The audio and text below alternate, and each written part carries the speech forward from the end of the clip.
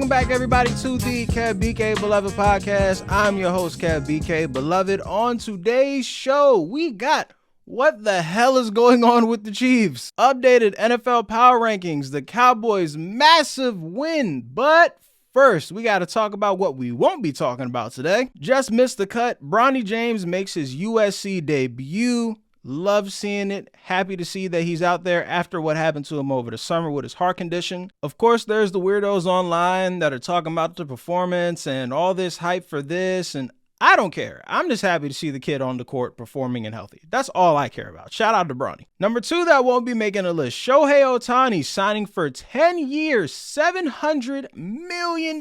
Now, apparently, he's going to be deferring that down the line. Deferring $68 million a year of that contract down the line. So he's only making $2 million a year till 2034 or something crazy. Anyways, whole lot of money. Shout out to Shohei. Next, Caleb Williams and Drake Maye are both skipping their bowl game, as they should. And of course, they're being covered very differently for their decisions for skipping their bowl game. I wonder why that is. And lastly, Coach Prime doing his recruiting thing, as we all knew he would do. There was a lot of talks about the decommitments and coaching leaving, and of course, we've been slandering his offensive line all year long. So in true Deion Sanders fashion, not only did he go get some more linemen, he got the best offensive lineman in the class with Jordan Seaton, offensive tackle, 5-star from DC. Shout out to DMV's finest. Love to see it. All right, let's get into our actual first topic. So I'm noticing this trend among NFL fans, where everyone wants to get rid of their long-tenured coach. Obviously, you see it in New England with Bill Belichick, and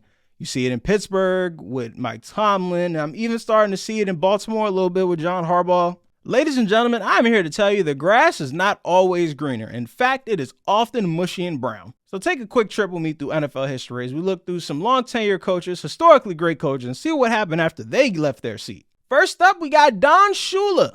Winningest head coach ever, spent 26 years as the Miami Dolphins head coach, won a Super Bowl or 2 while he was over there. In 1996, after a 9-7 season and a first-round exit in the playoffs, management came to him, tried to make changes to his coaching staff and take away some of his power over decision-making. So Don Shula essentially gave them his ass to kiss. I'm summarizing. There's the actual Bill Plaschke story that you can read from 1996, which is a very good piece, by the way. It's in the LA Times. Go read it. But essentially, he said, no, I'm not doing that, and ended up retiring.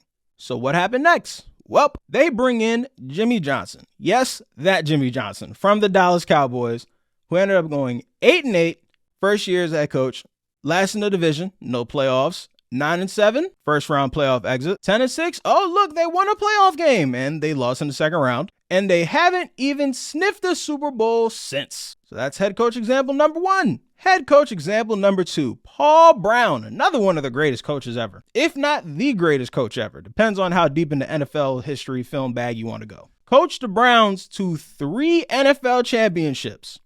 The damn team is named after him. But in January of 1963, Art Modell decided to have an ego trip, thought Paul Brown's name held too much weight in the organization, because, his name was literally on the organization, decided he wanted to let Paul Brown go. And the Browns have been a poverty franchise ever since. So I want this to just be a quick lesson to everyone who is calling for their head coach to be fired. I get it. It's the social media era. Everyone's impatient. I feel you. I promise I do. But nobody's asking the most important question after firing these head coaches. For who? Who the hell are you bringing in that's going to do a better job with... I use my Patriots as the example. Who are you bringing into the Patriots as currently constructed that is going to do a better coaching job than Bill Belichick is doing right now? I'm strictly talking as a coach. We can talk about the GM stuff later. Who are these coaching candidates that y'all are so excited to go get to? In this upcoming cycle, how many viable and actually exciting coaching candidates are there? 2?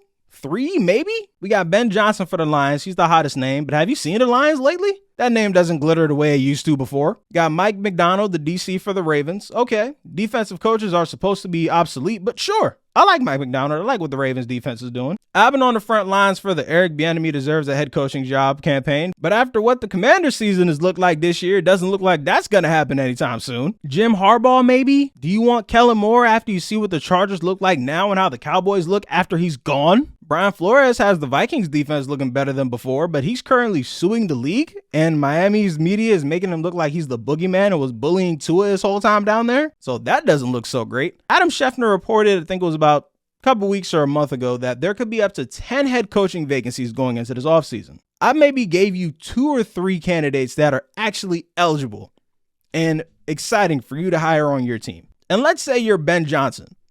This is pure speculation and me projecting here. This upcoming offseason, he will more than likely have the choice to coach Justin Herbert, Josh Allen, Caleb Williams, or Drake Maye. If your team does not have or is in a position to acquire one of those 4 quarterbacks, Ben Johnson's not even going to look your way if he has half a brain. Your other option is a retread who still has a foot mark on his ass from getting the boot from his last job. So what are you really rushing your long tenured, possibly Hall of Fame coach out the door for? For what? So here's my suggestion. And again, we're going to keep using the Patriots as an example because it's my favorite team, so why not? Instead of replacing him, we try to do the Shula method, but let's not be so heavy-handed this time. Just, hey man, we all saw how the season went. These coaches aren't dumb. They expect success from themselves too. Obviously, they know what's going on right now is not what the desired result is. Just, hey, Bill, buddy. So can we look at the staff together? You know what I mean? I'm not going to come in and say you must hire this offense coordinator now because that's not going to work. No. Let's look together. Let's do this as a unit because that's what we are, right? We're a team. We're a franchise. This is how we're supposed to pull this together because it is much better to deal with the devil you know instead of the devil you don't. Quick break, and then we're going to get to some NBA topics. And we're back. The in-season tournament ended this past weekend, and I'm going to go ahead and take my victory lap because I fucking told y'all it was going to be awesome. All I kept hearing was the players aren't going to care. Why should we as fans care? It's confusing. The courts are ugly. And you know what happened? The tournament was great. The players cared a lot. It was high-quality basketball. And all in all, it was a very entertaining weekend. What more can you ask for from November, December basketball for you to care this much in the middle of football season? This is heat of playoff race football. And we're sitting here talking about basketball, an in-season tournament that just started in its first year. Obviously, the Los Angeles Lakers won it all. And immediately we already knew where the critiques were going to go. The LeBron haters y'all are just boring at this point. You didn't even have the common decency to remix your Mickey Mouse ring, bubble ring take for the in-season tournament ring. You just ran it back. Oh, well, this one doesn't count as a championship either. No one said it did. No one said it did. We just said, hey, Bron won the in-season championship. Except for the Twitter accounts that decided to troll y'all because you're so fucking easy and just say, hey, LeBron won the in-season championship. Jordan did it. And stupidly, y'all fell for it instead of just going, you know what? Clearly, this is a troll job. Clearly, this is engagement farming because, of course, Jordan didn't win a tournament that just started 6 months ago. Anyways, back to the actual tournament. I have run out of adjectives to define LeBron James and to describe what we're seeing. Okay, LeBron's been in the league since 2003. I've been watching him my entire life. It's hard to keep coming up with new terms to describe the greatness that we are watching this late into his career. I'll leave that to the Nick Wrights of the world and the other Bronsexuals who will find their way to describe what we're seeing. But we're talking about a man that's damn near 40.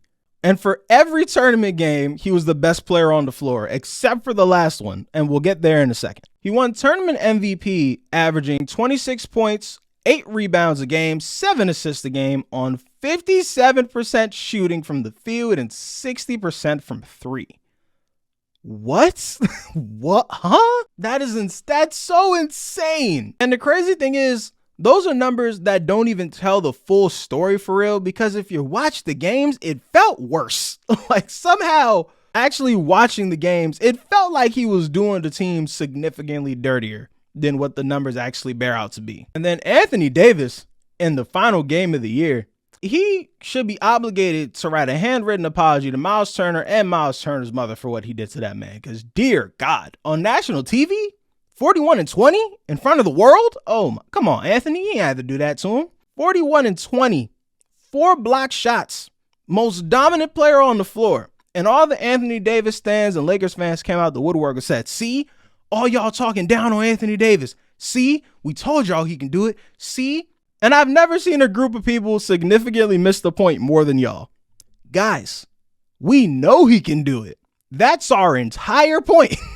That's our whole point. So when he comes out next week and gives y'all 13-7 and with only 1 block shot, This is why we're going to be upset, because we know he can do this. That's why we're mad. It has nothing to do with him not being able to do it. If we didn't think Anthony Davis was capable of putting up these type of numbers, we'd leave him the fuck alone. Miles Turner ain't putting up numbers like this. You don't see him getting critiqued. And it has nothing to do with him being on the Pacers and lack of getting media attention, because as you saw, our guy Tyrese Haliburton made himself a star over the tournament. And I think that's the biggest win for the NBA over the course of this entire tournament. It has been talked about ad nauseum how the NBA is looking for the next great American star in the post-LeBron, KD, Steph era. For a time, they really wanted it to be Zion. More on him later. John Morant was that same class. As much as I hope he turns whatever he got going on around and he can focus on getting on the court. Actually, I think he's supposed to be back on the floor pretty soon, actually. Hold on. John Morant comes back December 19th. So the day I'm recording this next week will be the day Ja comes back. So hopefully I'll be able to wait till after the game's over to actually give y'all a synopsis of what I saw. Hopefully. But anyways, back to my actual point. The NBA has basically been playing hot potato for the next American star for years now. They've been trying with Tatum, and I'm a Celtics fan. I love Tatum. He's my favorite player, but this pains me to say it, but it must be says. For someone who looks up to Kobe, he damn sure doesn't display his Mamba mentality the way he thinks he does. It just seems like he's okay with being like the 5th or 6th best player in the league. Like nothing about the way Jason Tatum plays basketball says, I am dying to be the best player in the world and I will stop at nothing to be the best in the world and the best all time. Because that's what the Kobe Mamba mentality actually was. And on top of that, he just became the NBA Twitter punching bag. Like every time another superstar pops up, he's become he does this better than Jason Tatum, blah, blah, blah guy, which is weird to me because every chance y'all get, y'all tell me Jason Tatum's not a superstar. Yet every time a new guy comes up that hasn't accomplished half of what he has, y'all call them stars and compare him to him, but I digress. Anthony Edwards has the personality to be the biggest star in the world, and obviously he has the game for it. He was the best player on Team USA this past year, and I know LeBron's assembling the USA Basketball Avengers to go compete in Paris next year, but I hope Anthony Edwards still on that team and plays a prominent role. Like, it's time for the new generation to step up. So Anthony Edwards was the leading candidate for top USA star until Tyrese Haliburton this past tournament decided to look like Steve Nash with a higher shooting tendency, and oh boy, gave y'all boys a cool 26.7, 13 assists on 52% shooting and had a couple games with 0 turnovers. As the man who makes all the decisions on the Pacers team, Tyrese Haliburton doesn't turn the ball over like that. It's crazy to watch. Hell, he did it to my Celtics. And as mad as I wanted to be after watching another unserious Celtics performance, but one, I'm used to it by now, and two, I had to admire it because that third quarter, watching Tyrese Haliburton at the tender age of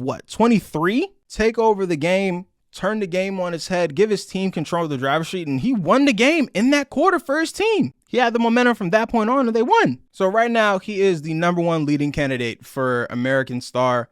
And honestly, that alone was worth the in-season tournament happening if you're Adam Silver.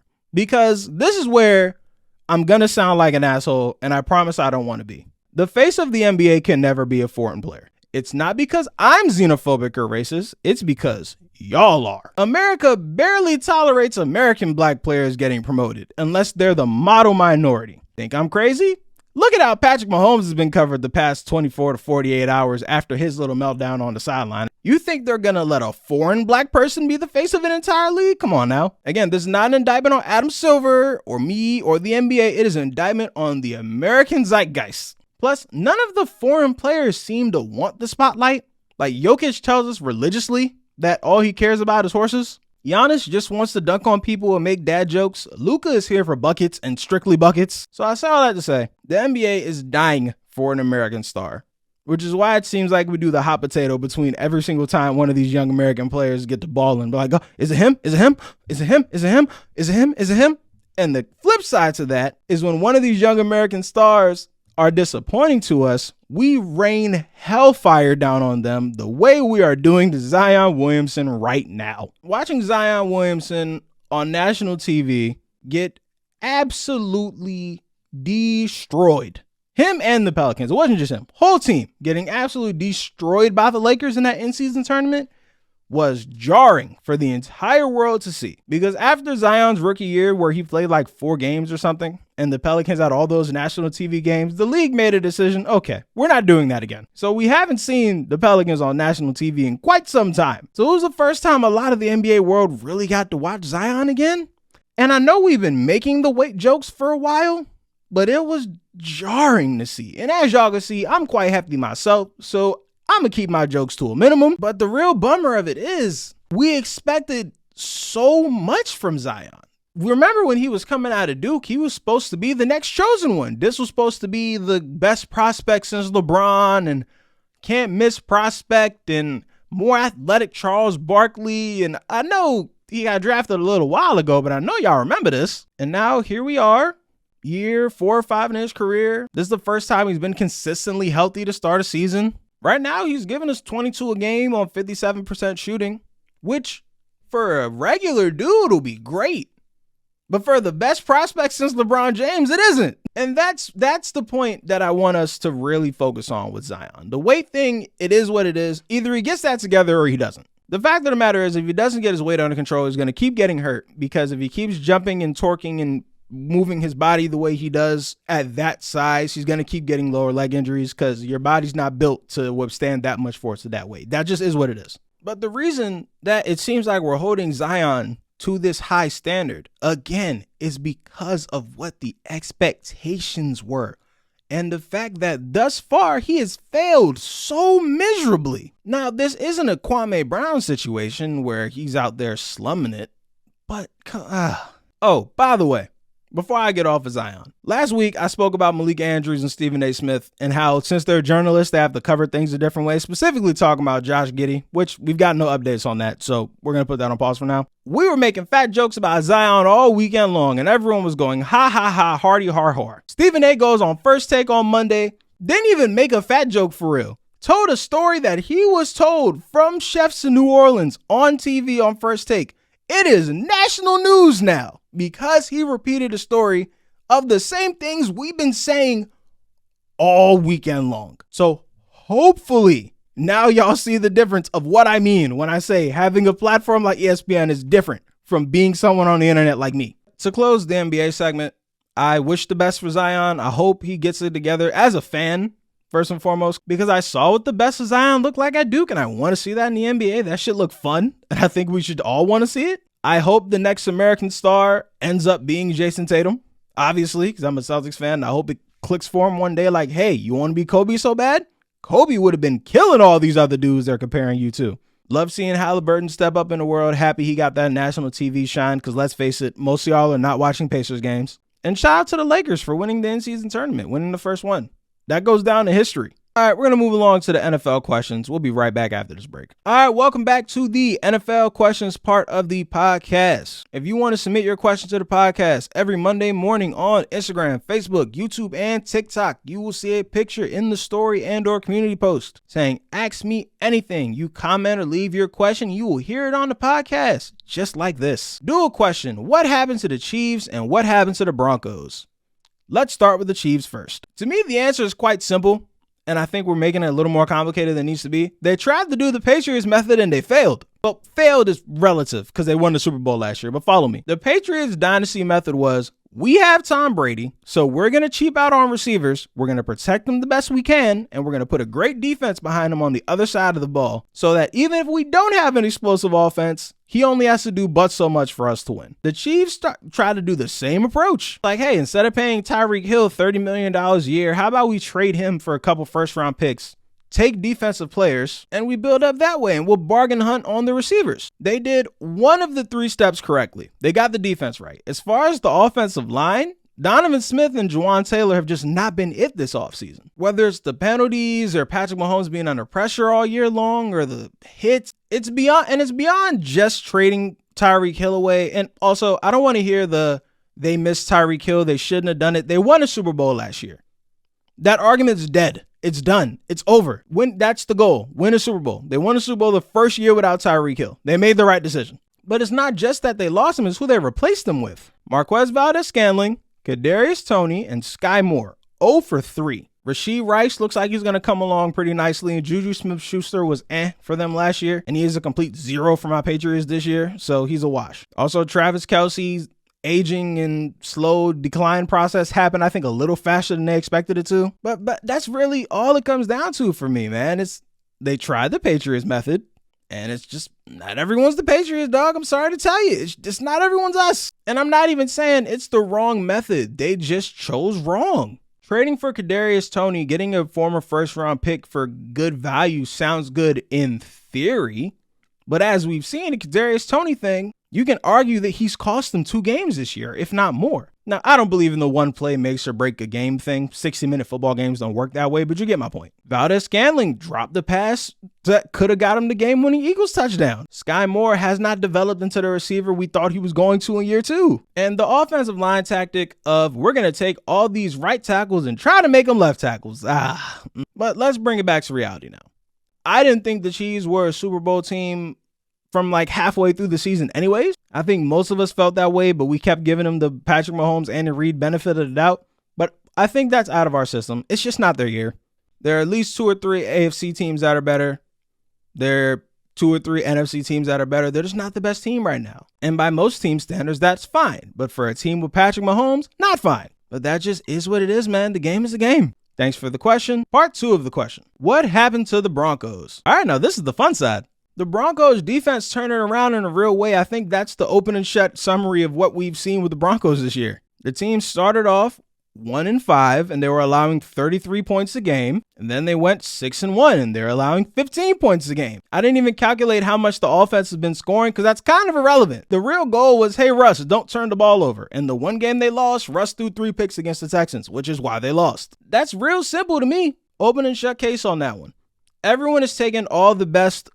Instead of let Russ cook, let Russ make the appetizers, let Russ boil the water. They're taking all the good jokes on that by now, so I'm not going to make one, but you get the point. Make Russ do less. Thanks for the question. Can Denver actually win their division? Now, we done talked about your dip to chip ratio, but we'll see. Let's expand. So right now, Denver is a game back from Kansas City, and they split with them this year for the first time in forever. The Chiefs' remaining schedule is as follows. They have the Patriots, the Raiders, the Bengals, and the Chargers. The Broncos' remaining schedule is they have the Lions, the Patriots, Chargers, and the Raiders. So if you're the Broncos, you want to win out and hope that Jake Browning becomes Joe Burrow overnight and wins an Arrowhead, I guess? I don't feel like going through the tiebreaker stuff of how the playoff seeding will work if they end up with the same record, but I'm pretty confident in saying the Chiefs will end up winning the division if they have the same record. So you would hope for a Jake Browning, Joe Burrow performance, and hopefully the Patriots want to continue to ruin my life and win games. I don't see it. I'm sorry. Sorry, Broncos fans. I don't see y'all winning the division. It's a good thought, though.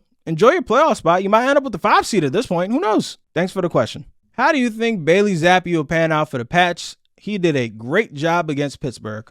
I just had a nightmare thought of Bailey Zappe still being the Patriots starting quarterback in 2024 and quite honestly almost flipped his laptop over. Bailey Zappe is going to make some other team very happy next year as their backup quarterback or maybe even a starter, who knows? But I will be goddamned if he is the starting quarterback for the New England Patriots next year, and I hope he don't win another damn game. The New England Patriots have no business winning another game for the rest of the year. For what? The top 2 quarterbacks in next year's draft have already declared they're coming out.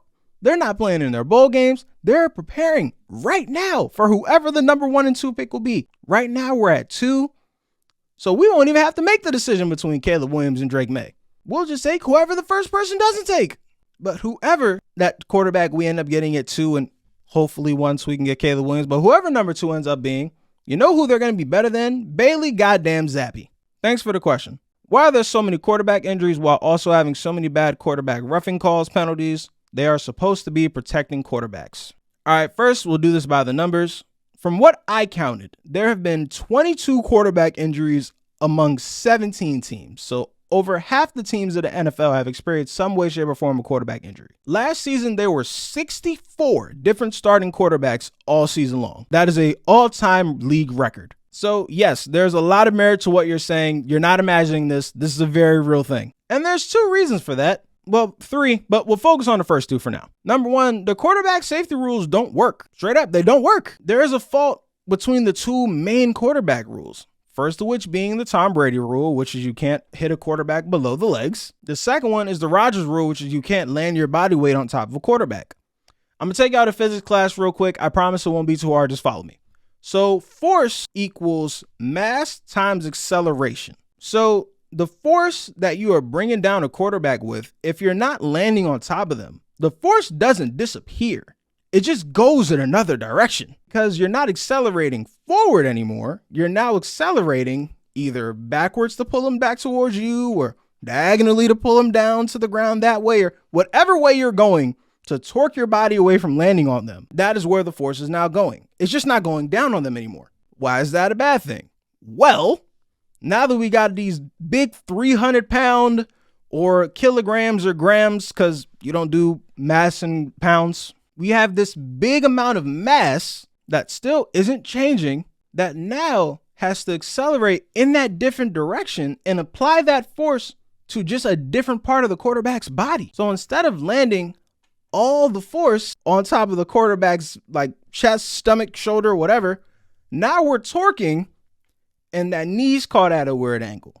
The elbow's caught at a weird angle. The back's at a weird angle. The shoulder's at a weird angle. All these quarterback rules are doing is forcing these defensive linemen, linebackers, safeties, whoever's sacking or hitting the quarterback at that time, to now have to be gymnasts and put the quarterbacks in pretzel shapes to avoid getting injuries. It's not helping quarterbacks not get hurt. You know why? Because it's football. People get hurt in football. It's a physical sport. There's no way around that. It's football. The second rule is something I've been sitting on for quite some time that I'm later on to make into a full video, but for right now, we'll just do a quick tiny version of this now. Edge rushers have evolved way faster than offensive linemen have. If you're familiar with Darwinism, natural selection, and the theory of evolution, this will make sense. There are currently 14 edge rushers with double-digit sacks. Rashawn Gary for the Packers is very literally playing right now. He has 9 sacks, so if he gets one tonight, then he'll be in double digits too, so it'll be 15. There are 18 rushers with double-digit quarterback hits, and 126 with double-digit quarterback pressures. We got guys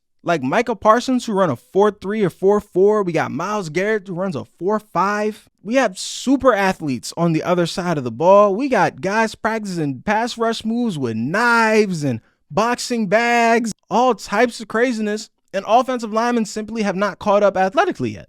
And would you like to know one of the main reasons why?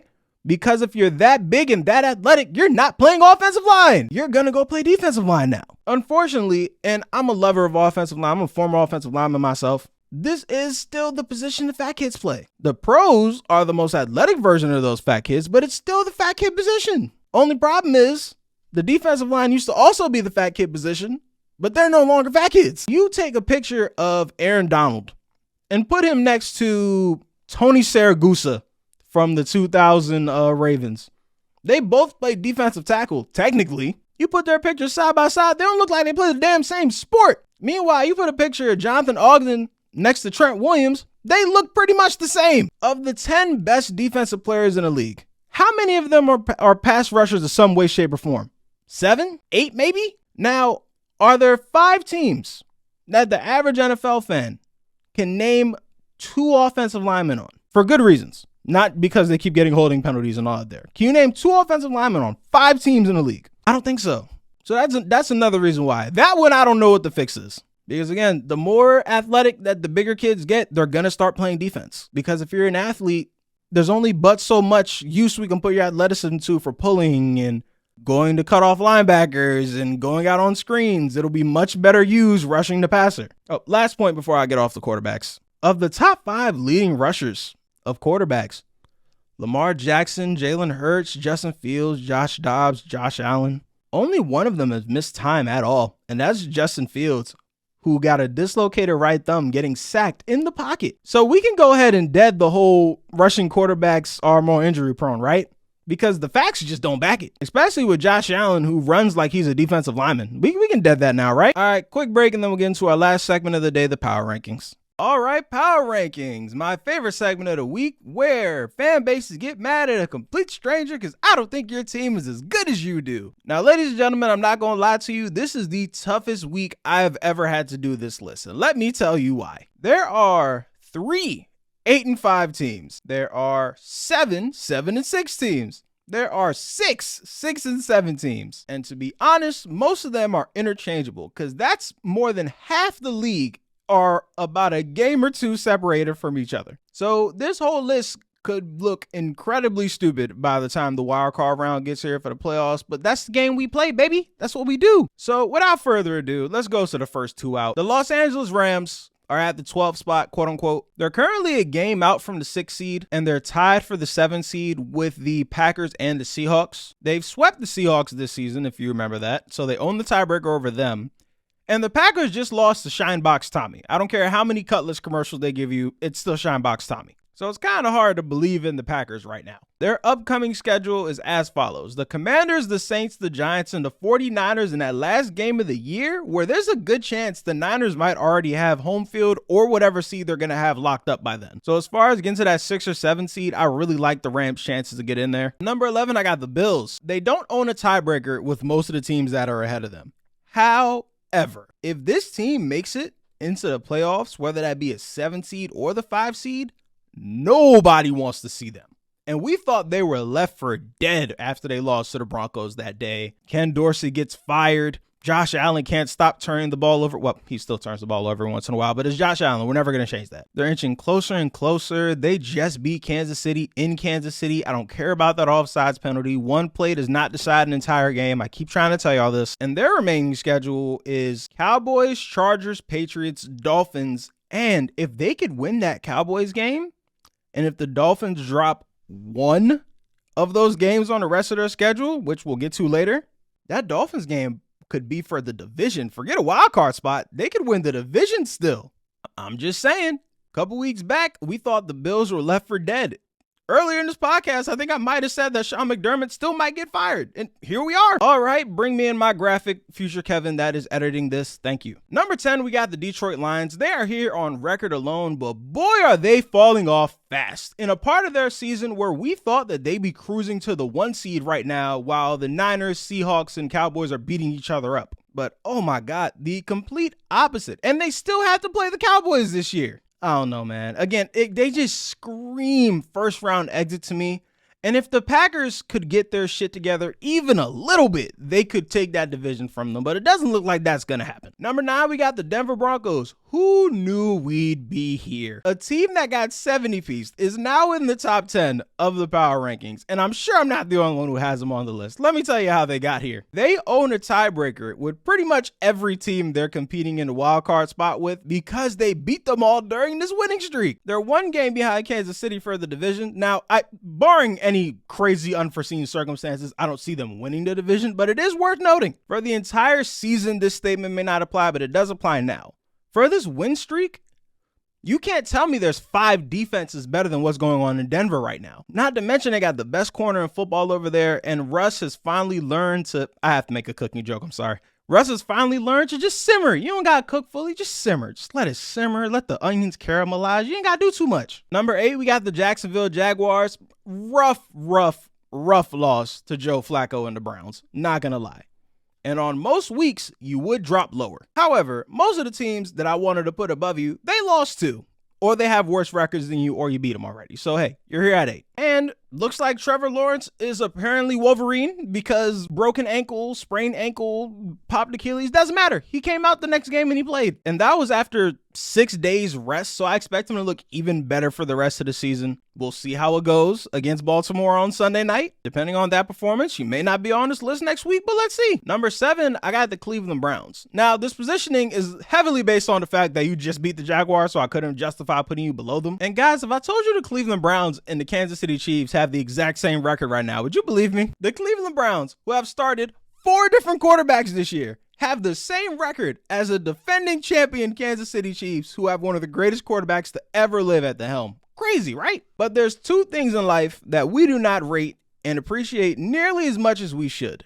That is competency and consistency. And if Joe Flacco at 38 years old is nothing else, he is consistent and competent. And when you got a defense like the Browns, that's really all you need. They lost the Rams game because he wasn't consistent. When they had a chance to come back late in that game, he threw an interception right into a DB's chest, threw it like a punt. He didn't do that this game. They won the game. And if Joe can manage to do that for the rest of the season, they're currently at the 5 seed. They may not give that spot up if they just continue to keep doing what they're doing. Number 6, I got the Miami Dolphins. This is the exact same spot they were at last week. Similar thing to what I said about the Jaguars. They should drop lower, but all the other teams either have a worse record or they beat them already, so I couldn't justify dropping them any lower. And also, you lose your starting center and the centerpiece of your offense before halftime of a game. I don't care who you are or who you're playing. You're not winning that game. Also, we gotta point this out. We all love Mike McDaniel. He got out coached by Mike Vrabel. There's levels to this coaching shit, and as cool as Mike McDaniel is, Mike Vrabel's just a better coach, and that was on display on Monday Night Football. To be up by 14 with less than 3 minutes left and to still lose at home, I don't care how cool your shoes are, how cool your watch is, we need some answers, Mike. That's kind of inexcusable. We got some much rougher games for the Dolphins down the line. If they could come away with some victories there, they might be able to redeem themselves. But if they drop 1 or 2 games and the Bills win out for their season meeting at the end of the season, the Dolphins can go from almost 1 seed coming into this week to 5th or 6th seed or possibly out the playoffs by the time the season ends. So they better get their shit together quickly. Number 5, Kansas City Chiefs. Oh, man. This is now, 3 weeks in a row of we're having Kansas City Chiefs wide receiver conversations. They got to get that together and quick. It's so bad that Patrick Mahomes had a press conference meltdown for the first time in the world, and the entire world started treating him like a black quarterback for like the second time in his entire career. The last time is what they tried to say he played street ball when he was already an MVP and a Super Bowl win in, which whole story for another day. And that press conference, anyone who knows anything about anything knows what that really was. I can't yell at my receivers in public, so I'm going to yell at these refs in public because I got to yell at somebody. And the rumor has it with that organization that Eric Bieniemy was the bad cop behind the scenes that was able to put his foot in the ass of people when they started fucking up. So Pat Mahomes, Andy Reid, Travis Kelce, and all the other leaders of that team could be fun-loving good cop. I don't know who's the new foot in the ass in the organization, but they better find it quick. I hope it's Pat, to be honest. So instead of going out there and making a mockery of yourself at the press conferences, start putting your foot in the ass of some of these receivers because they're embarrassing you out there, bro. Tommy DeVito played a better game against the Packers than Patrick Mahomes did. Kansas City better figure it out and figure it out quick, or they're not going to have to worry about trying to win a playoff game on the road because they're going to lose to whatever team comes into Kansas City from the wild card round. Number 4, I got the Philadelphia Eagles. Ooh, boy, that is now 2 weeks in a row of getting your ass kicked in the biggest game of the week on a grand stage. Not a great look. However, you're not going to look me in the face and tell me there's 5 teams better than the Philadelphia Eagles. You're just not. They still are tied for the best record in the league. Still, after 2 straight ass whoopings. And yes, they have very real issues. Their pass defense, very real issue. Pretty much every quarterback not named Patrick Mahomes, for reasons we just covered, got off on the Eagles. Josh Allen got off. Dak Prescott got off on him twice. Kirk Cousins got off. Sam Howell got off. For a team that has one of the best pass rushes ever. In fact, last year, historically speaking, they had like the 2nd or 3rd all-time sacks in the history of the league, which is how they were able to cover up that their secondary was lackluster. Well, now the pass rush, instead of being all-time great, is just great. And we see what type of difference that makes. The margins in the NFL are slim, and it's paying real dividends on that side of the ball. And the offense isn't blameless either. We all love Jalen Hurts, but he already has almost double the amount of turnovers he had last year. Now he had 8 last year. He has 15 right now. And the supposed best offensive line in football hasn't been looking too damn great either. I love the Philly offensive line. It's one of my favorite units in the league to watch. Against the 49ers and the Cowboys, who are the 2 teams in the NFC you really have to worry about, they did not come to play. So it's looking rough, Philly. It's looking real rough. Number 3, we got the Dallas Cowboys. And goddamn it, I told y'all last week, we're here to give the Cowboys credit if they beat the Eagles. Not only did they beat the Eagles, they beat the dog shit out the Eagles. Woo! We should all be singing the praises of Dak Prescott. And the funny part is, of this winning streak, that was the worst game he played. And he still threw for like 275 yards and 3 touchdowns. The defense is humming again. They saw what happened in the Seattle game, and they said, never again. We're not letting that happen for the 2nd week in a row. And they did not. The Eagles couldn't really move the ball for real. Forced 3 turnovers, 3 fumbles from the Eagles' 3 best offensive players that aren't on the offensive line. This week, they're going into Buffalo against the most turnover-prone quarterback in football, against a defense who also lets every quarterback get off on them. So I really like Dallas' chances going into this week. I think that's going to be a great game, but I really like Dallas' chance to be right back in the spot next week. Number 2, I got the Baltimore Ravens, and what another great week to be the Ravens. First, you win an overtime game in the rain, where you make a fourth quarter drive to take the lead, where in every situation for the past couple years, every Ravens fan will tell you this if they're honest. Every other time that they've been in that situation, they have lost that game. That punt return in overtime would happen to them. That drive where the Rams were able to tie the game to get the overtime, that would be for the win. All those other times, those things go against the Ravens. But not Sunday. Lamar Jackson throwing for 300 yards in the rain. Every division leader lost in the AFC. The Chiefs lost. The Dolphins lost. The Jaguars lost. The Ravens are now in sole possession of the 1 seed. All we need them to do now is not fall on your face before Christmas, because we all know what we're waiting for on Christmas Day, and that is a head-to-head matchup with team number 1, the San Francisco 49ers, who are just going to proceed to kick the ass of everybody until further notice. The only challenge really left on their schedule is the Baltimore Ravens, and if they decide to be assholes and keep the Rams out the playoffs. That's it. The Brock Purdy MVP case just keeps heating up. I'm not anti-Brock Purdy. I promise I'm not. I just want us to be honest about why he is so successful and has the numbers he does. They have the Avengers. That is why this team is so good. They're the Avengers. Don't get me wrong. He's an important part of the Avengers. He's not Hawkeye. I don't want to make an exact one-to-one Avengers comparison, but y'all know what I'm trying to say. I've done multiple segments on Brock Purdy on this podcast, so y'all know where I stand on Brock Purdy. I'm a Brock Purdy fan, but come the fuck on. We know why that team works the way it does. But as long as they're at full strength, until Christmas Day, they're going to steamroll everybody. And I can't wait to see how they look against the Ravens and what I think is going to be the Super Bowl preview. All right, that concludes today's episode. We just hit 1,000 subscribers on the YouTube. I want to thank everybody who has subscribed, watched the video, shared the video, liked the video, left a comment, all the above. I'm not great at celebrating myself. So the whole, yay, I hit 1,000. I'm like internally very fucking excited. Don't get me wrong. But man, I'm just more so thankful for y'all. All I do is make the shit and try to make things eye-popping and entertaining, but if y'all don't watch it, it don't mean a damn thing. So thank you. Like, follow, rate, subscribe, all that fun stuff at BKA Beloved on all platforms. I will see y'all next week.